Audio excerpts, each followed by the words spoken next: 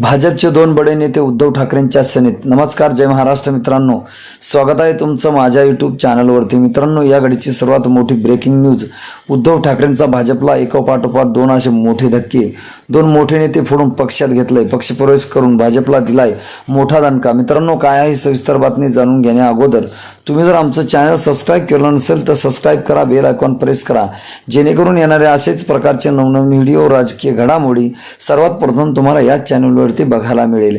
Bharatiya Janata party Uddhav ठाकरेंनी शिवसेना फोडून उद्धव ठाकरेंना प्रचंड असा त्रास दिला व शिल्लक सेना म्हणून उद्धव ठाकरेंना हिनवत, मात्र त्याच उद्धव ठाकरेंनी झालेल्या लोकसभा निवडणुकीत आपला पक्ष पुन्हा एकदा मजबूत करून भारतीय जनता पार्टीची झोपच उडवली।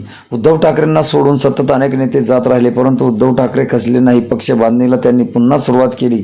अशातच आता भारतीय जनता पार्टीला उद्धव ठाकरेंनी एकापाठोपाठ एक असे दोन मोठे धक्के दिले आहेत। दोन मोठे नेते त्यांनी भाजपमधून फोडून आपल्या पक्षात प्रवेश करून घेतलाय। मित्रांनो, कोणते नेते आहेत जाणून घेऊया।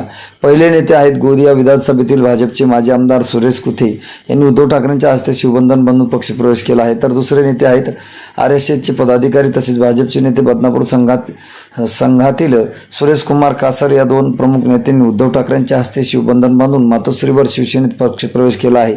या पक्षप्रवेशाने भाजपला सगळ्यात मोठा धक्का बसला आहे, तर उद्धव ठाकरेंची ताकद वाढल्याचं बोललं जात आहे। मित्रांनो, या संदर्भात आपल्याला काय वाटतं, आपली प्रतिक्रिया नक्की आम्हाला कमेंट बॉक्समध्ये व्यक्त करा।